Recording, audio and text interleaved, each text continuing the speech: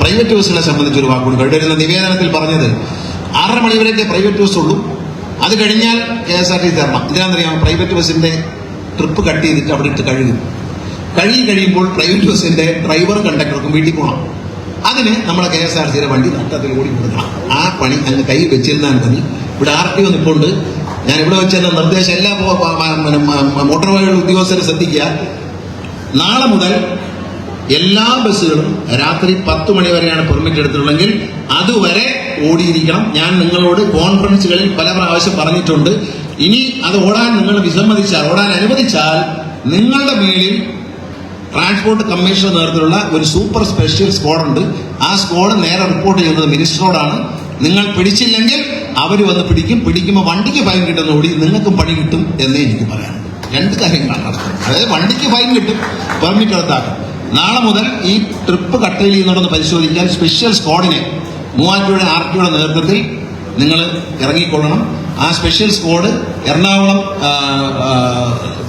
Enforcement RTOയുടെ നേതൃത്വത്തിൽ ഇറങ്ങിക്കൊള്ളുക.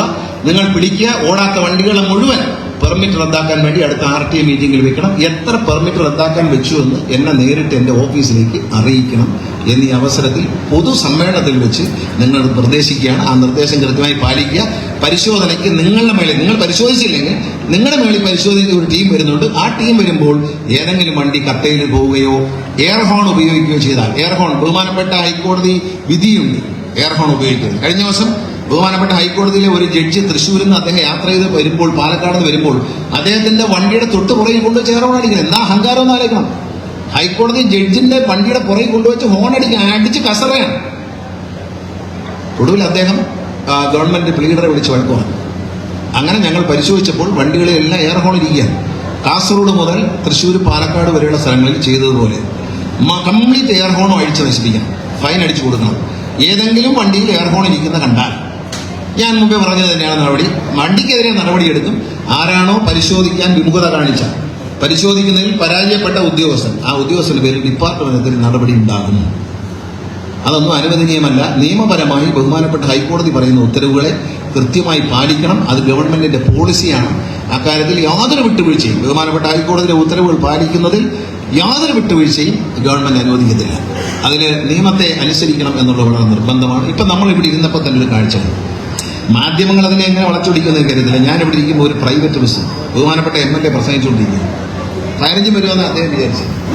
ഞാനും പേടിച്ചു പോയി. കാരണം അവിടെ നിന്ന് നിറച്ചാളെയും വെച്ചുകൊണ്ട് റോക്കറ്റ് പോകുന്ന സ്പീഡിൽ അകത്തോട്ട് പോകുന്നതാണ്. അപ്പോൾ ഞാനിങ്ങനെ നോക്കിയിരുന്ന് ഇവിടെ ഇട്ട് പിടിക്കാം എന്ന് ആലോചിച്ചുകൊണ്ടിരുന്നപ്പോൾ അതിലേ പോയെന്നാണ് വിചാരിച്ചത്. പക്ഷേ എനിക്ക് ഇവിടുത്തെ ഭൂമിശാസ്ത്രം അറിയത്തില്ലായിരുന്നു. കുറച്ച് കഴിയുമ്പോൾ അതിനേക്കാൾ സ്പീഡിൽ പുറത്തോട്ട് പോകുന്നുണ്ട് ഹോൺ അടിച്ചുകൊണ്ട്. ഇതിനകത്ത് ഇത്രയും ഹോൺ അടിക്കേണ്ട കാര്യം എന്തൊരു ബസ് സ്റ്റോപ്പല്ലേ, ബസ് സ്റ്റാൻഡിനകത്തേക്ക് നിങ്ങളെല്ലാം കണ്ടുപിടിക്കുക. നമ്മളെല്ലാം അത്ഭുതപ്പെട്ടു. 15 പ്രസംഗിച്ചുകൊണ്ടിരുന്ന MLA തെറ്റിദ്ധരിച്ച പോലെ ഞാനും തെറ്റിദ്ധരിച്ചു. ഇതെന്താണ് ഇങ്ങനെ പാഞ്ഞു വരുന്നത്, എന്തെങ്കിലും ബ്രേക്ക് വല്ലതും പോയി വരികയാണോ എന്ന് വിചാരിച്ചു. അദ്ദേഹത്തിന്റെ പെർമിറ്റ് പോയി എന്ന് മാത്രമേ എനിക്ക് പറയാനുള്ളൂ. അത് പോയി, അതിലൊരു വിട്ടുവീഴ്ചയില്ല. ഇത്രയും ജനപ്രതിനിധികൾ, ഇത്രയും മാധ്യമങ്ങൾ, ഇത്രയും ജനങ്ങളും കൂടിയിരിക്കുന്നിടത്ത് ഇത്രയും വേഗത്തിൽ വണ്ടി ഓടിക്കണമല്ല. റോഡിലപ്പോ എന്തായിരിക്കും? ഈ ബസ് സ്റ്റാൻഡിന്റെ അകത്ത്, ഈ ഒരു വഴി ഇങ്ങോട്ട് കയറി വരുന്നതിനകത്ത് ഇത്രയും വേഗത്തിൽ വണ്ടി ഓടിക്കുന്ന ആശാൻ പുറത്തെന്ത് വേഗത്തിലായിരിക്കും ഓടിക്കുന്നത്? അപ്പൊ ഈ സാധാരണ പള്ളി അരി ഒരു പാത്രത്തിൽ ഇരിക്കുന്ന ചോറുണ്ട് എന്തോന്നറിയാൻ എല്ലാ അരിയും ഞെക്കണ്ട, 2 ഇത് ഒരെണ്ണം ഞെക്കിയാൽ മതി. ഏരിയയിലെല്ലാം ഞാൻ പറയുക, പതുക്കെ ഓടിച്ചോളുക. ഓവർ സ്പീഡ് പറ്റത്തില്ല, റെക്ലെസ് ഡ്രൈവിംഗ് പറ്റത്തില്ല. അപകടകരമായ ഈ ഡ്രൈവിംഗ് മത്സര ഓട്ടത്തിനെതിരെ ബഹുമാനപ്പെട്ട ഹൈക്കോടതി 2 തവണ ട്രാൻസ്പോർട്ട് കമ്മീഷണർ, ഇപ്പൊ ട്രാൻസ്പോർട്ട് കമ്മീഷണറും ട്രാൻസ്പോർട്ട് സെക്രട്ടറിയും ബഹുമാനപ്പെട്ട ഹൈക്കോടതിയെ നേരിട്ട് വിളിപ്പിച്ചിരിക്കുകയാണ്. അവര് ചോദ്യം ചോദിക്കാൻ പോകുന്ന മോട്ടോർ വെഹിക്കിൾ ഉദ്യോഗസ്ഥരോടായിരിക്കും. അത് ഓർമ്മ വേണം. അതുകൊണ്ട് ഒരു വിധത്തിലുള്ള മത്സര ഓട്ടവും അനുവദിക്കുന്നതല്ല.